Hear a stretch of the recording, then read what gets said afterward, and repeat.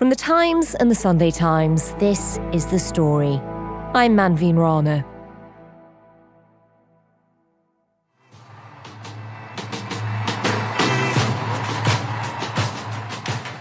In a packed stadium in the key swing state of Pennsylvania, introductions were underway on Tuesday.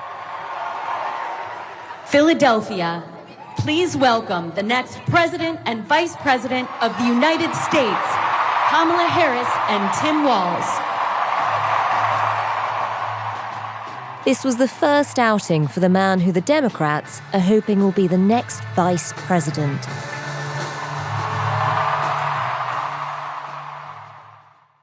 To his fellow veterans, he is Sergeant Major Walz.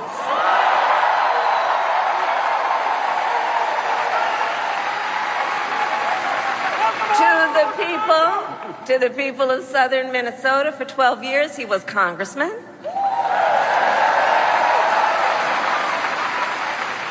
To his former high school students, he was Mr. Walz.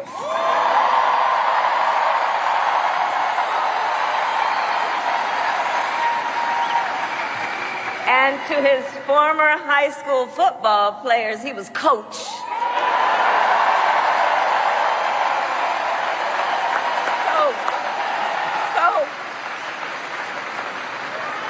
And in 91 days,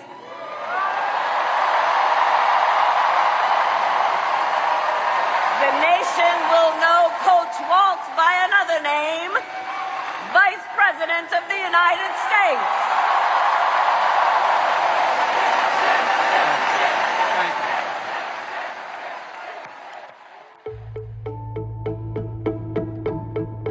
Most people hadn't heard of him until a few weeks ago, but Tim Walz is already unsettling the Trump campaign. And make no mistake, violent crime was up under Donald Trump.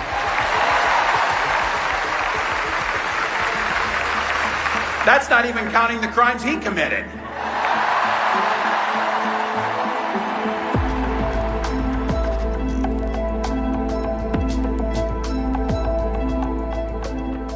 Our man on the ground was at the rally, gauging opinions on Kamala Harris's new running mate. Well, just wondered how you feel about tonight, and obviously how you feel about the choice of Tim Walz as running mate. I think she made a really good choice. We're excited because we have someone that's just a really good person. I'm energized. I see younger people energized. How do you feel about Walz? I mean, had you heard of Walz before? Not before this, no. But he seems like a real down-to-earth guy. Yeah. So I think that's a good thing. Yeah. We like I think the white guys will like him. We like real. I'm excited because he's a firecracker. And that's exactly what we need with her. So go ahead and let the people know we're about the business. About business, yes. So who is Kamala Harris's pick for VP? And what impact will he have on the election campaign? The Story today, everything you need to know about Tim Walz.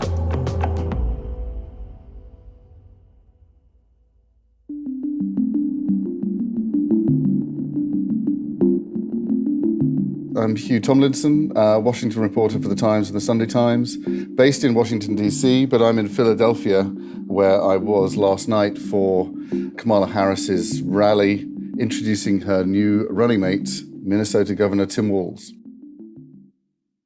And Hugh, how was it? Because we haven't sort of seen rallies with huge amounts of momentum on the Democratic side for a little while. The energy seemed different, certainly from afar. What was it like being there? It was packed, for a start. I saw Harris on the campaign trail, it seems a lifetime ago, but only 3 weeks or so ago, 3-4 weeks ago, in the final days before Joe Biden dropped out of the race, when there was already increasing speculation or increasing focus on Harris. It was a boisterous affair that day in Georgia. But this was another level. I mean, a packed college basketball stadium, 10,000 plus people, and enormous energy for the vice president and excitement to see her new running mate. And tell us about him. This was the big unveiling. Firstly, I've got to say, yes, as a European, you keep wanting to call him Tim Walz, but it's Tim Walz. Yeah. Most people wouldn't have heard of him until a couple of weeks ago. Well, what's his current gig? He is the governor of Minnesota, former congressman. He spent years in the National Guard. He's a former high school teacher and football coach. But it's fair to say that most Americans hadn't heard of him before 2 weeks ago, and perhaps even before yesterday when he was picked. He has really sort of burst onto the sort of Democratic zeitgeist in the last 2 weeks as Harris has begun her search for a vice presidential running mate. Has sort of captured the imagination with some sharp attacks on Trump and his MAGA Republican movement, calling them weird. Yeah, they're weird, and I am not changing that. And the thing is every day they give me more proof of that. Which is a sort of catchphrase that's been adopted across the Democratic Party and does seem to have got under Trump's skin. I started seeing Democrats a couple of weeks ago saying I hadn't heard of him until 2 weeks ago, but now if he doesn't get it, I will storm the Capitol, which made me think things were going his way. But one of the considerations in choosing a VP was always going to be the state they're from and what that represents. He's the governor of Minnesota. How important is that? Well, Minnesota is a pretty solid blue state, although in the final weeks before Biden dropped out, Trump and his campaign were talking optimistically of flipping Minnesota. That, I think, is now off the table. But it's Walz's appeal to white working-class voters in the states around Minnesota that I think is the main reason that he was chosen. In the Rust Belt states, Pennsylvania, Wisconsin, Michigan, states that Harris must win to have a hope of holding the White House. I think it's there that sort of he is expected to come into his own. He is expected to have an appeal beyond the Democratic strongholds in the major cities and suburbs.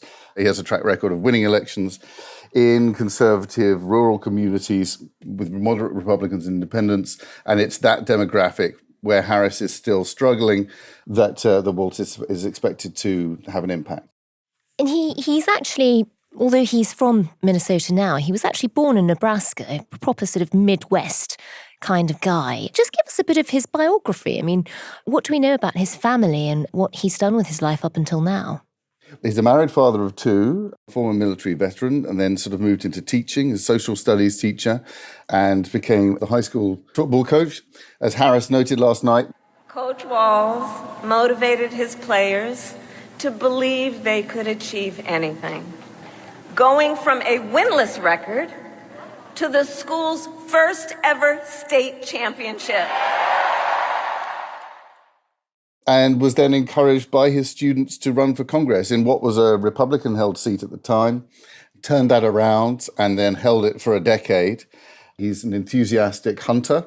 As I say, has an interesting social media presence and sort of a real folksy charm. He's sort of, even prior to appearing on the scene or the national scene in the last few days, has been posting videos of himself riding roller coasters with his daughter. Yes!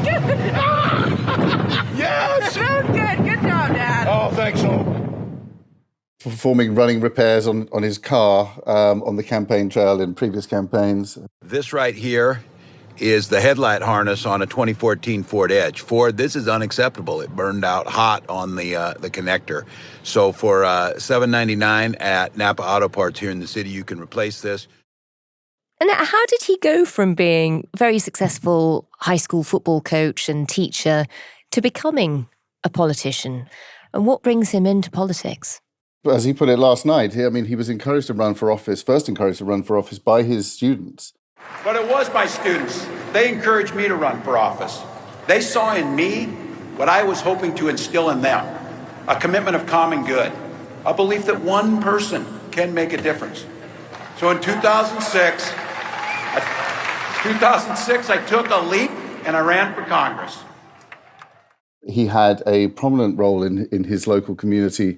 He established the first gay-straight alliance at his high school after being approached by one of the few openly gay students on his football team.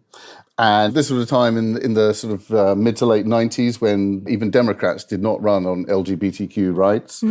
He was encouraged to run on a platform of veterans' rights, which obviously is a huge issue in the US.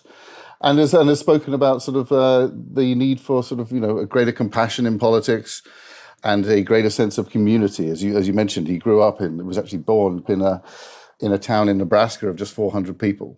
I was born in West Point, Nebraska. I lived in Butte, a small town of 400, where community was a way of life. Growing up, I spent the summers working on the family farm.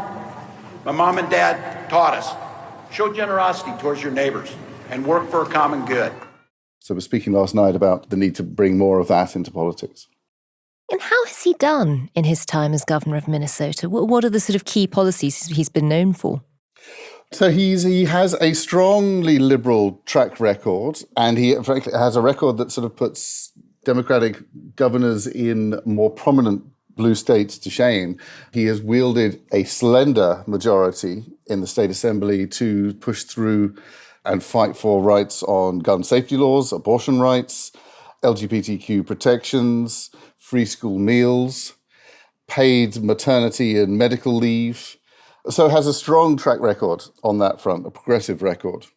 And abortion is particularly interesting in this election. It could be one of the key issues that swings votes. Yes, abortion was the centerpiece of Biden's platform before he dropped out and is now the centerpiece of Harris's campaign. In fact, Harris, spearheaded the charge on abortion rights for the Biden campaign before the president stepped aside. And reproductive rights is still central to the Democratic platform in 2024. His stance on guns seems to be interesting too, because although, as you say, he pushed through restrictions on gun laws, he is actually, as he put it himself, a very good shooter. He does hunt, he has guns. Yes, exactly. And he is reputed to be an excellent marksman. And during his time in Congress, won multiple congressional shooting championships.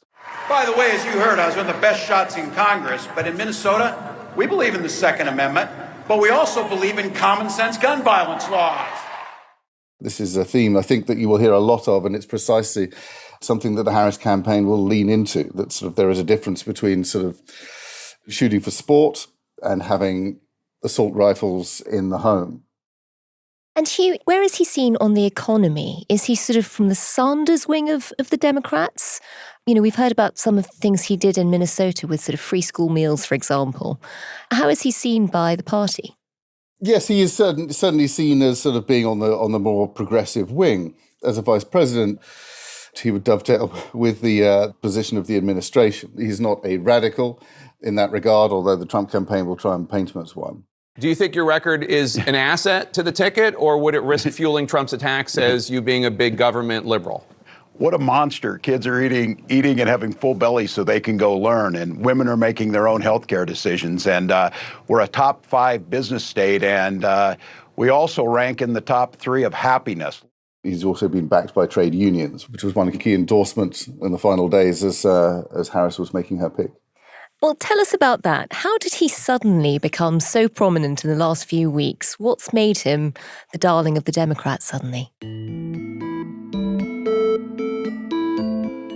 It really was his appearance on the major networks in the early stages of the race when he took to the airwaves calling Trump weird. You know there's something wrong with people when they talk about freedom to be in your bedroom, freedom to be in your exam room, freedom to tell your kids what they can read. That stuff is weird. They come across weird. They seem obsessed with this. They continue to try and tell you. And look, the thing that I find the most weird about it is they never do the things they say.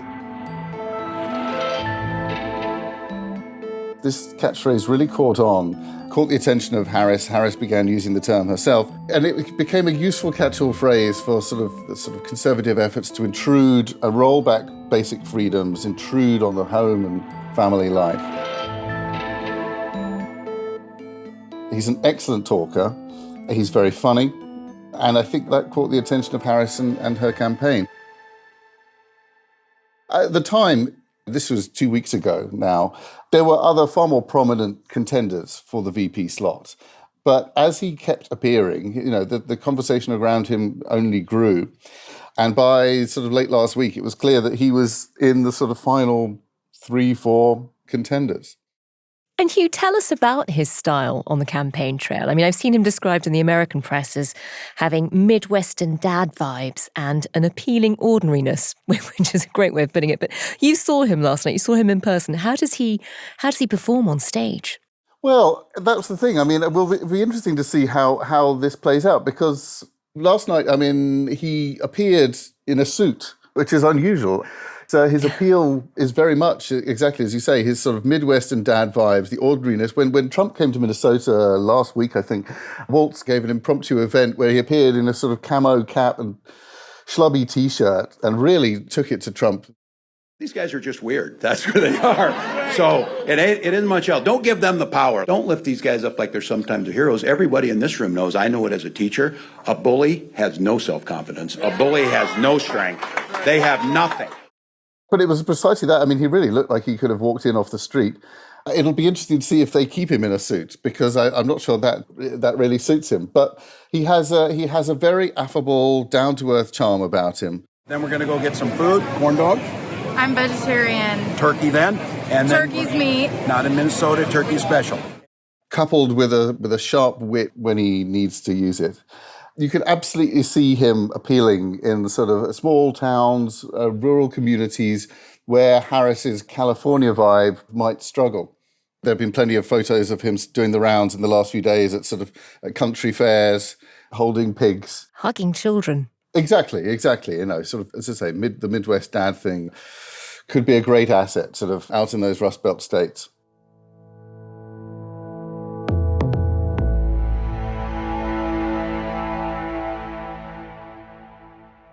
Hugh, take us back to Sunday, because as you were just explaining, there were other people in the race to be Kamala Harris's VP who people had heard of, who, looked like they were leading in the race. And it all came down to a set of personal meetings. What do we know about what happened? Right. So by the weekend, it was clear that from a handful of contenders, we were down to a final three. Walz, Pennsylvania Governor Josh Shapiro, and Arizona Senator Mark Kelly, who is a Desert Storm veteran and former astronaut. That's quite the CV. Impeccable credentials on paper. But the frontrunner from the outset really has been Shapiro, a rising star of the party. He was elected as governor to Pennsylvania 2 years ago, but he's won 2 terms as a state attorney general. His speaking style has drawn comparisons with Barack Obama. But crucially, of course, he is the governor of Pennsylvania, the biggest swing state on the map, a state that Harris simply cannot afford to lose. No Democrat has won the White House without winning Pennsylvania since 1948. All paths to the White House lead through Pennsylvania for Harris. And it was just, aside from Shapiro's own qualities, it was just seen that sort of the opportunity of having a popular governor. Shapiro's approval rating is over 60%. And 90% among Pennsylvania Democrats. Wow. This was the best possible chance to lock up this critical battleground. So why didn't she pick Shapiro? Well, Shapiro is an observant Jew. He's spoken out strongly in support of Israel and against the pro-Palestinian college protests that sort of rocked university campuses in the start of the year. In fact, Shapiro's position on Israel is not very different to Walz or any of the other major contenders. But there has been an intensive lobbying campaign against him in the final days of the campaign. There were concerns that while he might help them pick up Pennsylvania, he could alienate voters in places like Michigan, which have a large Muslim population. I've spoken to pro-Palestinian activists in the last 24 hours who say that they were vehemently opposed to Shapiro running. We expect to see protests around the war in Gaza at the Democratic Convention in Chicago in a couple of weeks' time. There is just this sense that the Harris campaign might have blinked on this. Although these activists are a fraction of Democratic support, they are a loud minority. And there was this concern that this would have been an unwelcome distraction in what is such a short campaign. And you have to bear in mind that the Harris campaign has only been going for 2.5 weeks. They have less than 3 months now till polling day. That sort of fighting these sorts of fires is just not what they needed. Walz was, in that regard, perhaps a safer choice. And certainly there have been suggestions that this was the first cautious step, let's say, in a campaign that has made bold choices so far. And even as a cautious step, I mean, who is he likely to bring in that perhaps wouldn't support Harris otherwise? I mean, how will he play out with swing voters, do you think? Well, that, of course, remains to be seen. Shapiro would have sent a message that a Harris administration was tacking clearly to the centre. Walz does not bring that. Walz has a progressive left-wing track record. But what he does also bring is, for voters who may be struggling to bring themselves to vote for a black woman, frankly, for president, it balances the ticket out. Harris was always expected to pick a straight white man as her running mate. And that sort of the allegation that Harris is a sort of California liberal, this sort of roots the campaign in the white working class, a demographic that has sort of leaned heavily towards Trump in the last two elections, and broadens her appeal beyond Democratic strongholds in the major cities. And Hugh, we now have two potential vice presidents in the running. Tim Walz being named by the Harris campaign comes at a time where J.D. Vance, Trump's pick, doesn't seem to be doing very well. How do they compare? How will their appeal compare to the electorate? Well, exactly. Vance is a perfect example of how dramatically and swiftly these things can go wrong. And, it can't be overstated quite how cocky Republicans were by the end of the Republican National Convention in Milwaukee only 3 weeks ago, where Vance was unveiled as Trump's running mate. And picking Vance, Ohio senator, former critic of Trump, now a devoted MAGA loyalist, was seen as a statement of intent about sort of the longevity of the MAGA project, really establishing Vance as the sort of heir apparent, sort of leader of a new generation of MAGA leaders when Trump eventually, departs the stage. And instead, it's gone sideways pretty quickly. It is the weirdest thing to me. Democrats say that it is racist to believe. Well, they say it's racist to do anything. I had a Diet Mountain Dew yesterday and one today. I'm sure they're going to call that racist too, but it's good. I love you guys. In the sort of the few days since he hit the campaign trail proper, Vance's approval rating, even including among Republicans, is now down. Some polls are as low as 27%. On the stump, on the trail, he is just not resonating with audiences. Is Walz better at that? Is he more of an everyman?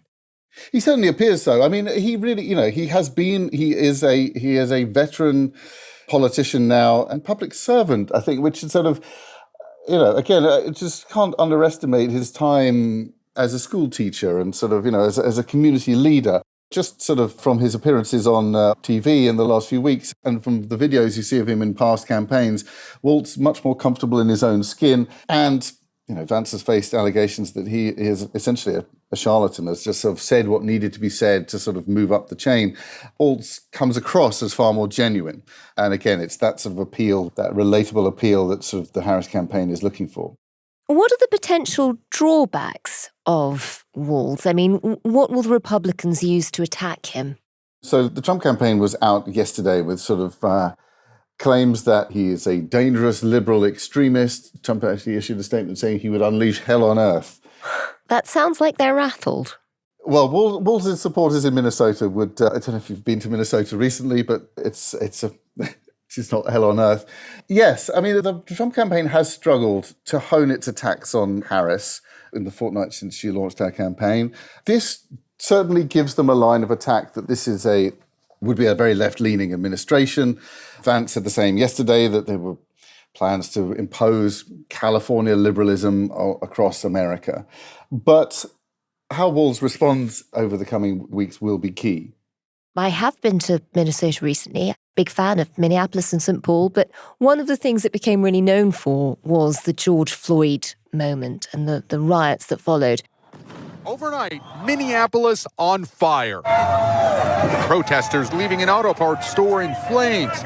Others seen looting a local Target. Tonight was a different night of protesting. All of it after demonstrators approached one of the city's police precincts. We're about to lose the front of the precinct if we don't move this crowd out of the front. Officers in riot gear tried to maintain order. How much are they likely to bring that up? Well, it's already come up. That is an incident, a period that the Walz will have to find an answer for on the campaign trail. I'm sure that's already been worked on. His response, I think, will be that sort of, as it will be to the allegation that sort of, that he is dangerously left-wing, he will argue that sort of he and Harris are pushing for a more optimistic, compassionate America, as opposed to one where the state tries to intrude on your life and on your choices and your freedoms at every turn. But that will be the response. And do we think the Trump campaign, I mean, some of their criticisms, as you say, have been pretty extraordinary. He will unleash hell on earth if he becomes VP. Do you think they're rattled by him? Do you think they're rattled by how well he's doing with just the word weird? It's definitely got under their skin. Well, they're the weird ones, and if you've ever seen her with the laugh and everything else, that's a weird deal going on there. They're the weird ones. If you've seen Trump's reaction to a question about the weird thing on Fox News the other day. Nobody's ever called me weird. I'm a lot of things, but weird I'm not, and I'm up front, and he's not either, I will tell you. JD is not at all. They are. As people put it to me last night, it's a polite way of summing up Democratic voters' feelings about Trump and the MAGA movement and the radical conservative bent of that movement, of how intrusive it's become on family life, on issues like abortion rights, trans rights. As Walz put it last night in Philadelphia. In Minnesota, we respect our neighbors and their personal choices that they make.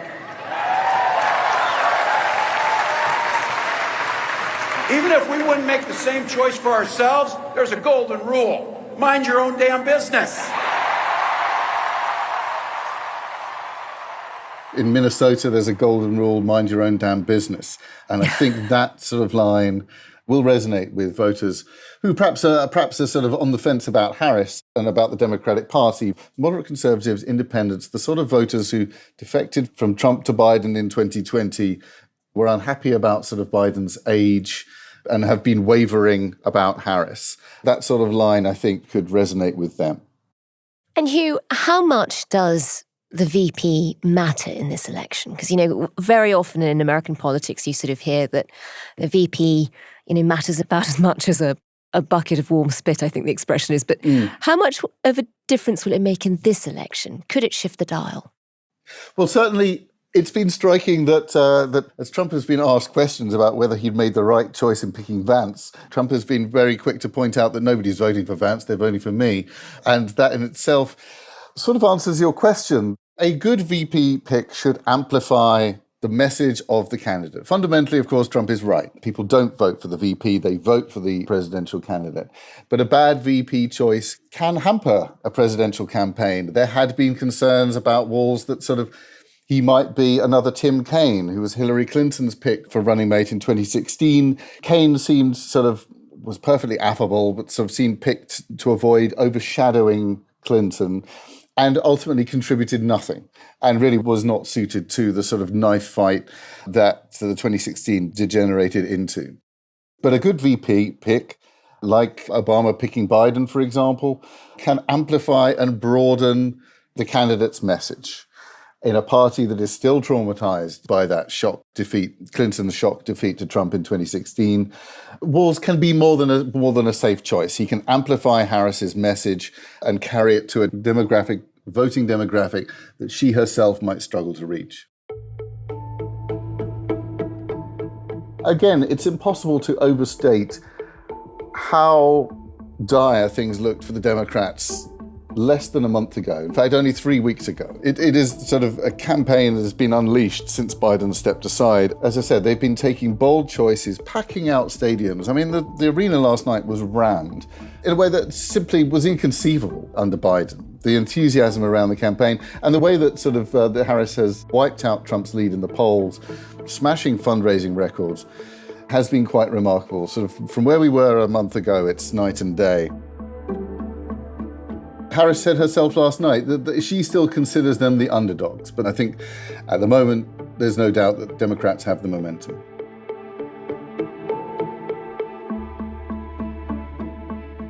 That was Hugh Tomlinson, Washington reporter for The Times, and one of our brilliant team covering the US. You can read all about Tim Walz and our in-depth coverage of the US election campaign at thetimes.com. The producers today were Edward Drummond and Taryn Siegel. The executive producer was Fiona Leach, and sound design and theme composition were by Mal Lassetto.